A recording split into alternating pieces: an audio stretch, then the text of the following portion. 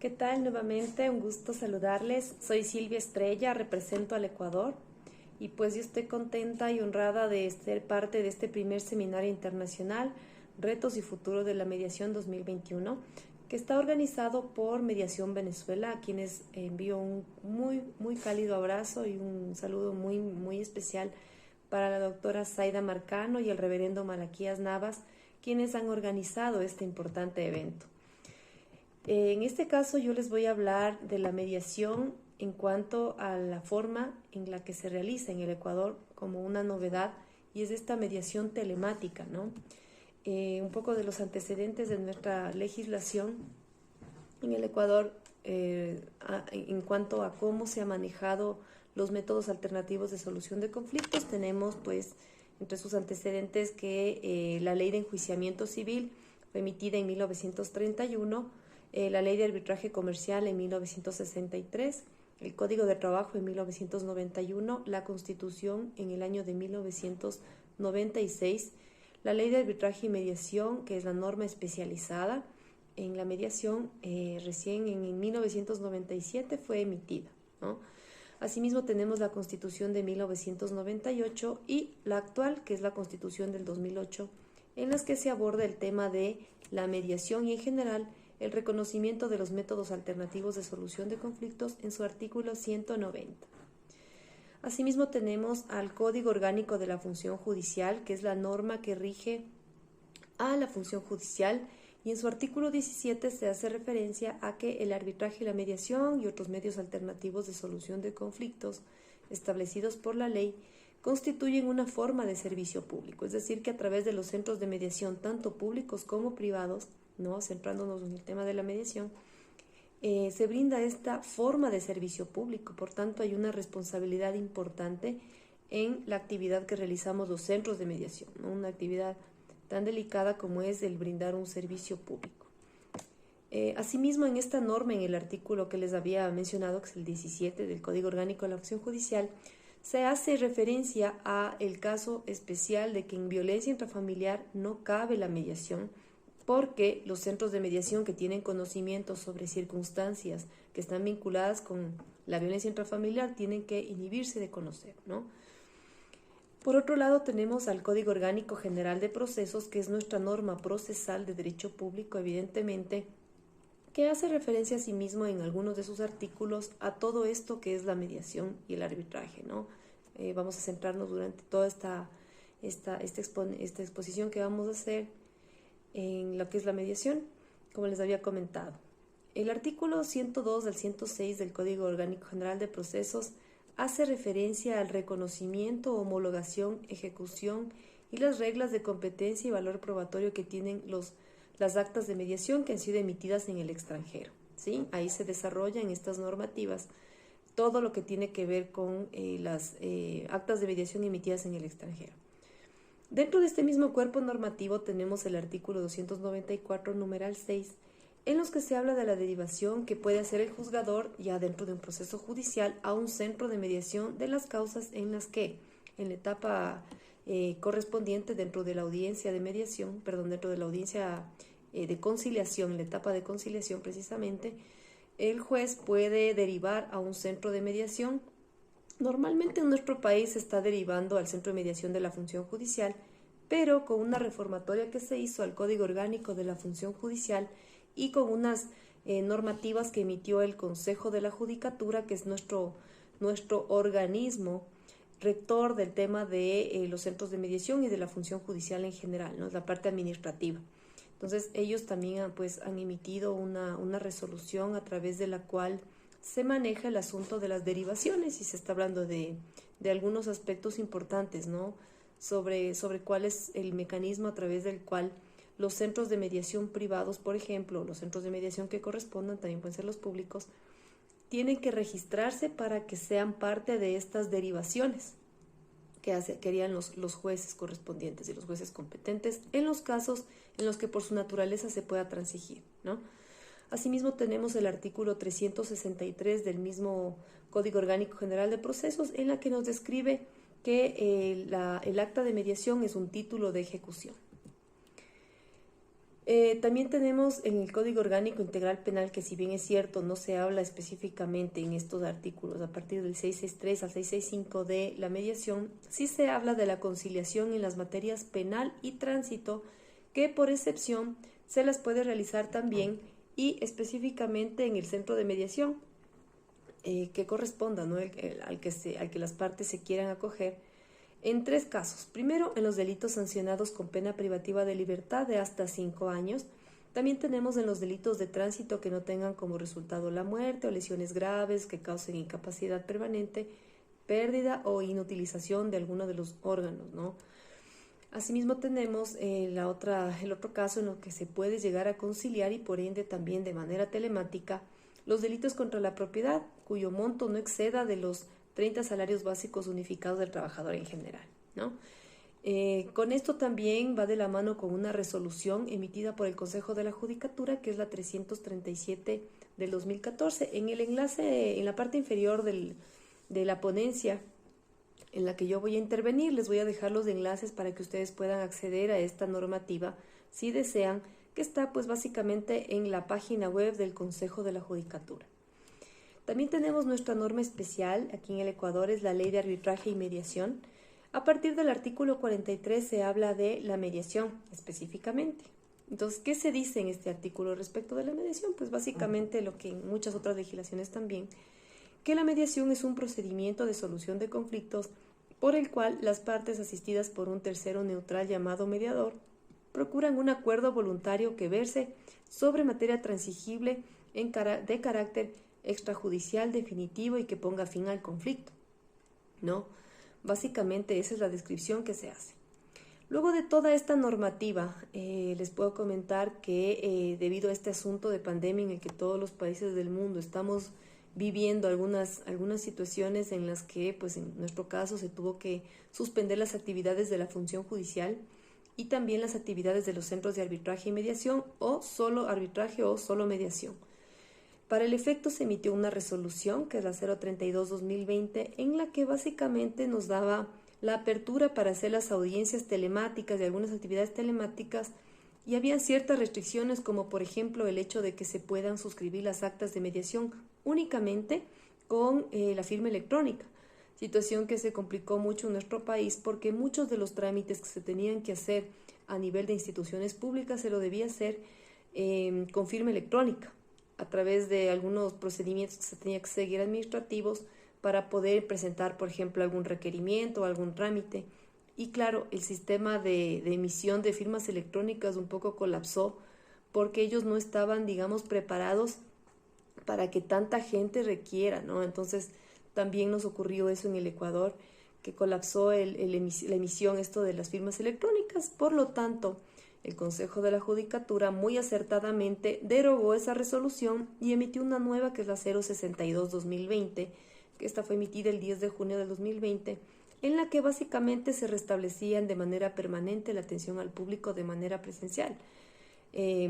Bueno, pues en nuestro país, como les decía, y recuerden que les comenté hace un momento, se suspendieron las actividades de las instituciones públicas debido al asunto de pandemia y al confinamiento que teníamos que cumplir, ¿no? Asimismo, se habla en esta misma resolución de las modalidades, ¿no? ¿Cuáles son estas modalidades a través de las cuales se va a poder llevar a cabo las actividades de los centros de arbitraje y mediación? O sea, ahí básicamente nos decía que los centros que se encuentran brindando los servicios telemáticos los sigan haciendo siempre que estén registrados en el Consejo de la Judicatura. Pues claro, el Consejo de la Judicatura, como les decía, es el órgano rector administrativo de, en este caso, los centros de mediación y arbitraje, o arbitraje y mediación, o solo uno o lo otro. Y pues son ellos los que otorgan, digamos, estas autorizaciones para que los centros de mediación se inscriban o se reinscriban, ¿no? Esto es una parte fundamental para nosotros como centros de mediación, y pues esta es una de las disposiciones que se emitieron a través de esta resolución. Asimismo, se habló que las audiencias que son presenciales, pueden ser con firmas físicas cuando las partes no cuenten con firma electrónica ni herramientas tecnológicas, ¿no?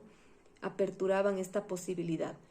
En las audiencias telemáticas, asimismo, cuando las partes no cuenten con una firma electrónica, podrán remitir documentación por correo y la suscripción de las actas se coordinarán de manera presencial. puede pasar que algunas de las partes no tengan firma electrónica y pues tendrían que acercarse al centro de mediación para la coordinación de las firmas físicas. Este asunto de la mediación telemática, o lo que llaman los expertos internacionales de hace muchos años, la cibermediación. Entonces, nosotros tenemos nuestra ley de comercio electrónico, cuyos artículos 2 y 14 hacen referencia a que la firma electrónica tiene el mismo valor que la firma física, ¿no?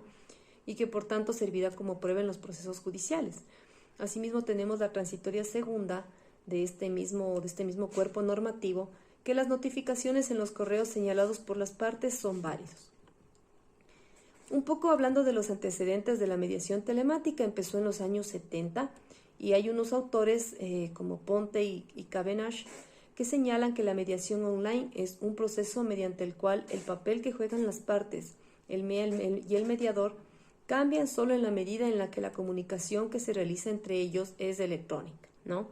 Esta comunicación varía muchísimo porque ya no es una actividad netamente presencial.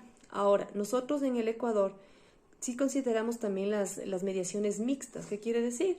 Pues que las mediaciones no solamente se hacen en los centros de mediación o solamente de manera telemática, sino que se mezclan. Hay personas que sí prefieren ir al centro de mediación y pues tener sus audiencias en ese espacio, y la otra de las partes, en cambio, tienen la audiencia telemática desde la comodidad de sus hogares. Normalmente nosotros, como experiencia en nuestro país y pues en el centro de mediación del cual yo soy parte como socia, nosotros hemos tenido muchos casos de los adultos mayores que, claro, con el apoyo de algún familiar o de algún abogado o de alguna persona de su confianza, han podido acceder a estas audiencias mixtas o telemáticas propiamente y pues se han desarrollado de manera muy, muy favorable, muy positiva, evidentemente con las desventajas que ya vamos a ver más adelante, ¿no?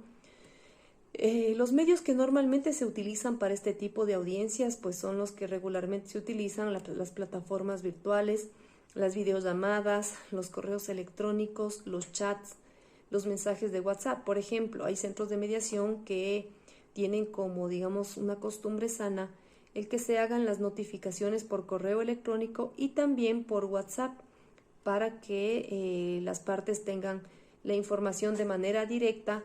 Normalmente se utiliza muchísimo el WhatsApp para comunicarnos y la gente está muy pendiente, más que muchas veces los correos electrónicos. Entonces, esta herramienta ha sido bastante positiva para que exista una comunicación más directa y más inmediata, ¿no?, respecto a esto.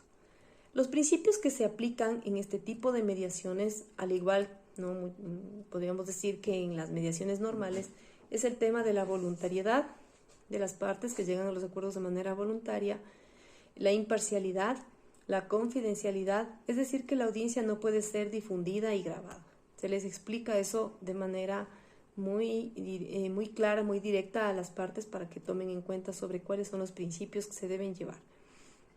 ¿Qué es lo que tiene que hacer normalmente un mediador en la audiencia telemática, ¿no?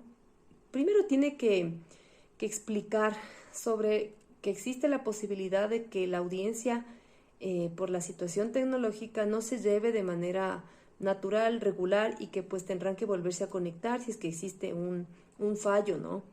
Que pues si no existe claridad, que se pida la palabra, que pues si necesitan alguna orientación sobre el uso de la tecnología, que pues tienen la libertad para hacerlo. Pues la idea también sería que quienes piden este tipo de audiencias también tengan o el conocimiento o una persona de su confianza para que les apoyen en este importante proceso, ¿no? Asimismo, el mediador tiene que explicar el principio de confidencialidad, en general todos los principios. Aplicar el tema de la escucha activa, que es, digamos, en la experiencia que hemos tenido, un poco de desventaja, que no siempre se puede aplicar este tema de la escucha activa, ¿no? Ya vamos a ver más adelante un poquito más explicado este punto. Tiene que conocer el objetivo de la formulación de preguntas, es decir, ¿para qué estoy haciendo preguntas? Y se les dice a las partes la necesidad y la importancia de que esas preguntas se formulen a fin de que exista mayor información y que pues esa información nos permita arribar a acuerdos más claros, acuerdos más, digamos, concretos y vinculados directamente con la necesidad de resolver los conflictos que las partes tienen. Asimismo, tenemos el asunto de explicar el uso del chat para definir ciertos puntos. A veces el escribir en el chat permite que podamos, digamos, ser precisos, ¿no? En el punto que se va a tratar, en las ideas, en el resumen de las controversias, puntualizar los acuerdos y demás, ¿no? Asimismo, compartir archivos en la pantalla. Recordemos que ciertas plataformas, en general las plataformas, nos permiten compartir documentos que previamente ya los hayamos obtenido o abrir la posibilidad de que las partes también puedan compartir la información que tienen. Les voy a hablar sobre las ventajas y las desventajas que existen en este tipo de mediaciones. Y pues por un lado tenemos que la resolución de conflictos se lo puede hacer de manera ágil, rápida, sencilla. Otra de las ventajas es que se puede resolver los conflictos en distintos espacios geográficos. Esta es una ventaja impresionante. En países como Ecuador existe mucha migración y nosotros hemos tenido pues digamos la posibilidad de tener audiencias telemáticas con personas que han estado aquí en el país y otras en el extranjero para resolver asuntos que se tienen que, digamos, atender en el Ecuador o se tienen que ejecutar o cumplir en el Ecuador. Entonces, de una u otra manera, el uso de las tecnologías nos ha servido muchísimo para poder trascender las fronteras, ¿no? Por otro lado, tenemos la precisión de los acuerdos en el chat, como les decía hace un ratito, como una ventaja, es que utilicemos este espacio, ¿no? que tenemos, o esta herramienta del chat dentro de la plataforma para ir concretando, para ir aclarando y para ir puntualizando todo lo que sea, digamos, necesario para poder avanzar en los acuerdos. Asimismo, tenemos la ventaja de leer simultáneamente los documentos, ¿no? Como les decía, teniendo la posibilidad de compartir, hay muchas veces en las que dicen, mire, yo tengo este documento, le voy a hacer llegar por correo electrónico, y como todo es de manera simultánea, entonces pues básicamente tendríamos como ventaja esta posibilidad, ¿no? de poder acceder. Ahora, si nos ponemos a pensar en las desventajas que existen, pues obviamente no todo el mundo conoce el uso de las tecnologías de la información y comunicaciones. Hablemos de personas, por ejemplo, de la tercera edad, personas que viven en el campo, que no tienen acceso a la educación, que no tienen acceso digamos, a Internet, ¿no? A estas herramientas tecnológicas. Entonces, ahí vamos con la desventaja, que básicamente esas personas va a ser muy complicado que podamos llegar, pero siempre va a haber la posibilidad también de que se pueda hacer a través de una persona de su confianza, con la que podamos, digamos, avanzar con este tema de las audiencias de mediación telemáticas. Otra de las desventajas es que se puede perder la confidencialidad, que es un principio fundamental de la mediación, como capturando las pantallas, grabando la audiencia. Obviamente el mediador tiene que explicar, ¿no? claramente que no se debe hacer eso, porque básicamente no les va a servir, porque va a ser, digamos, hablando en un proceso judicial, no van a poder utilizar como una prueba porque va a ser inadmitida, porque va en contra del ordenamiento jurídico. Entonces, básicamente no se podría utilizar, ¿no? esa herramienta o prueba como mal obtenida, ¿no? Asimismo, otra de las desventajas que tenemos en cuanto al tema de las mediaciones telemáticas es que la observación a las partes se aplica porque se puede ocultar el lenguaje no verbal, los estados de ánimo, ¿sí?